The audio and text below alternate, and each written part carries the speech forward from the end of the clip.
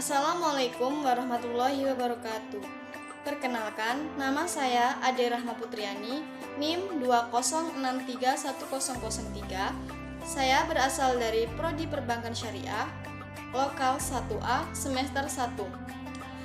Di sini saya akan menjelaskan mengenai ilmu al-jarh wa ta'dil. Untuk itu, ada 4 poin yang akan saya jelaskan dalam materi ini. Yang pertama yaitu pengertian al-jarh wa ta'dil. Secara bahasa, kata jarh merupakan masdar atau jamak dari kata jaroha yajrohu jarhan, yang mana kata tersebut memiliki makna melukai atau menyakiti. Selanjutnya, pengertiannya secara istilah. Secara istilah, kata jarh berarti tampak jelasnya sifat pribadi periwayat yang tidak adil atau buruk hafalannya, yang mana hal tersebut menyebabkan gugur atau lemahnya riwayat yang disampaikan periwayat tersebut. Dan selanjutnya ada kata ta'dil. Kata ta'dil adalah masdar atau jamak dari kata ad-dala yu'addilu, ta'dilan, yang berarti mengemukakan sifat-sifat adil yang dimiliki seseorang. Jadi, dapat disimpulkan bahwasanya ilmu al-jarh wa ta'dil merupakan ilmu yang membahas tentang cacat atau luka pada para perawi hadis dari segi diterima atau ditolaknya periwayat mereka. Di poin yang kedua, yaitu ada sejarah perkembangan ilmu jarh wa ta'dil. Perkembangan ilmu jarh wa ta'dil berkembang seiring dengan pertumbuhan dan perkembangan periwayatan hadis. Para ulama merasa punya kewajiban menerangkan keadaan yang sebenarnya dari para perawi hadis meskipun menyangkut hal yang internal atau pribadi perawi hadis tersebut.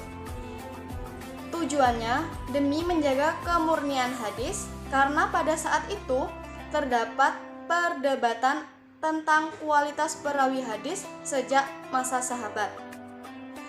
Dapat dicontohkan dari kalangan tabi'in yang melakukan penelitian hadis dengan metode al-jarh wa ta'dil, yaitu Sa'ad bin al-Musayyab, Ibnu Sirin, dan As-Sa'bi.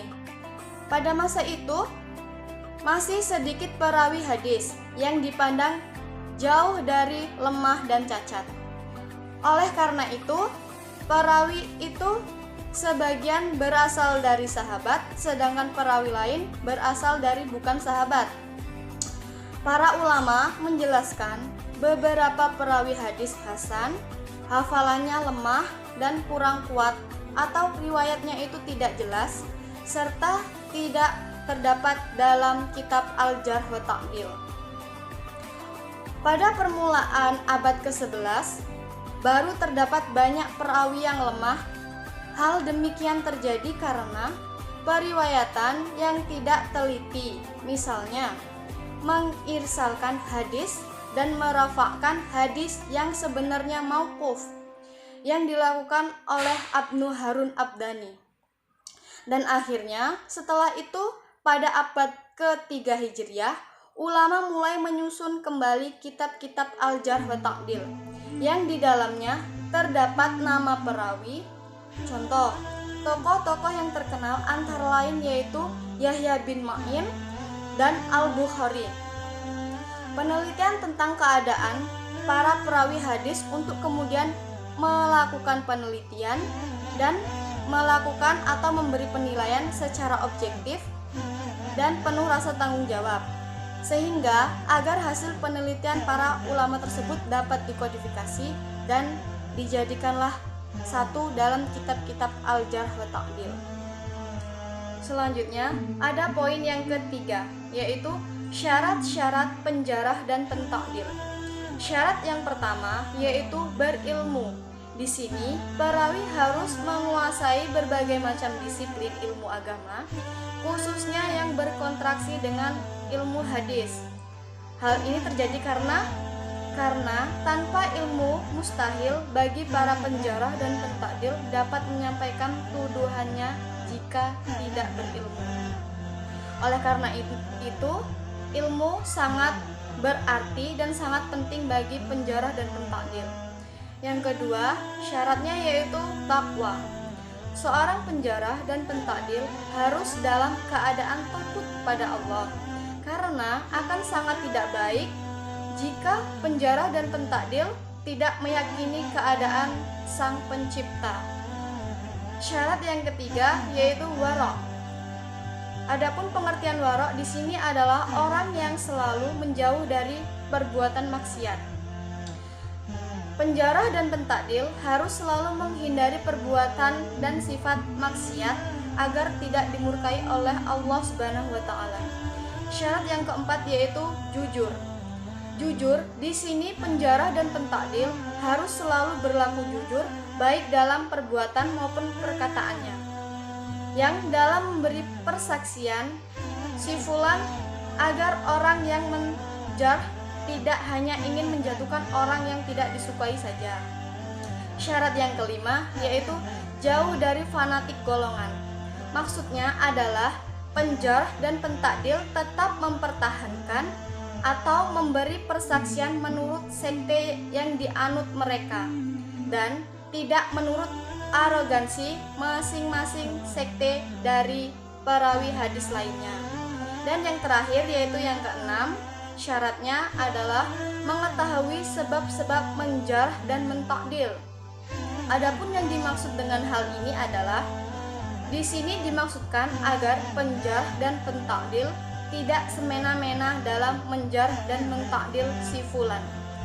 Oleh karena itu, dalam menentukan penjarah dan pentakdir tidak bisa dilakukan oleh sembarang orang dan harus sesuai dengan syariat hukum agama yang berlandaskan pada hadis dan Al-Quran. Selanjutnya, poin yang keempat yaitu tingkatan-tingkatan ilmu jarh dan takdir. Poin yang pertama, tingkatan ilmu jarh. Tingkatan pertama menunjukkan adanya kelemahan dan tingkatan pertama inilah yang paling rendah dalam tingkatan al-jarh. Contohnya seperti kalimat layyinul badis, lemah hadisnya, dan fi bi'i maqal, dirinya diperbincangkan. Yang tingkatan kedua yaitu menunjukkan adanya perlemahan terhadap perawi dan tidak boleh dijadikan hujjah. Contohnya seperti kalimat fulan tidak boleh dijadikan hujjah atau dhaif. Tingkatan ketiga yaitu menunjukkan lemah sekali dan tidak boleh sama sekali ditulis hadisnya. Contohnya seperti kalimat fulan dhaif jiddan atau dhaif sekali, tidak ditulis hadisnya, dikecualikan untuk Ibnu Ma'in bahwasanya ungkapan lasa biyakin sebagai petunjuk hadis perawi itu sedikit. Tingkatan yang keempat menunjukkan tuduhan adanya dusta, pemalsuan hadis. Contohnya seperti fulan muttabalin bil kadhib atau dituduh berdusta atau dituduh memalsukan hadis. Tingkatan yang kelima yaitu menunjukkan sifat dusta atau pemalsu dan semacamnya. Contohnya seperti kazzab, kalimat tukang dusta, atau yakzim, dia berbohong, dan yadi ali, dia memalsukan hadis. Dan tingkatan yang terakhir yaitu tingkatan yang keenam. Adapun tingkatan yang keenam ini menunjukkan adanya dusta yang berlebihan dan ini merupakan seburuk-buruk dari tingkatan yang lainnya. Contohnya seperti kalimat fulan orang yang paling pembohong atau ia adalah puncak dalam kedustaan. Poin yang selanjutnya yaitu tingkatan at-takdir. Tingkatan pertama menunjukkan atau menggunakan bentuk superlatif atau ungkapan-ungkapan dalam pentakdilannya. Contohnya seperti fulan kepadanyalah puncak ketepatan dalam periwayatan, atau bisa juga dengan kalimat fulan yang paling kuat hafalan dan ingatannya. Tingkatan yang kedua yaitu dengan menyebut sifat yang menguatkan kesikohannya, keadilannya, ketepatan periwayatannya, baik lafaz maupun maknanya. Contoh kalimatnya seperti siqotun siqoh, siqotun sabat, dan terpercaya atau makmum. Tingkatan yang ketiga yaitu menunjukkan pensikohan tanpa adanya penguatan atas hal-hal di atas. Contohnya sikoh, sabat, atau hafiz. Tingkatan yang keempat yaitu menunjukkan adanya keadilan dan kepercayaan tanpa isyarat akan kekuatan hafalan dan ketelitiannya.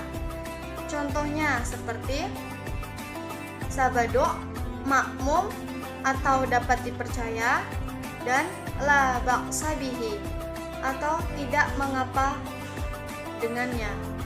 Tingkatan yang kelima yaitu yang tidak menunjukkan adanya pensikohan atau celaan. Contohnya seperti fulan syekh atau fulan seorang syekh, dan basanul badis atau baik hadisnya.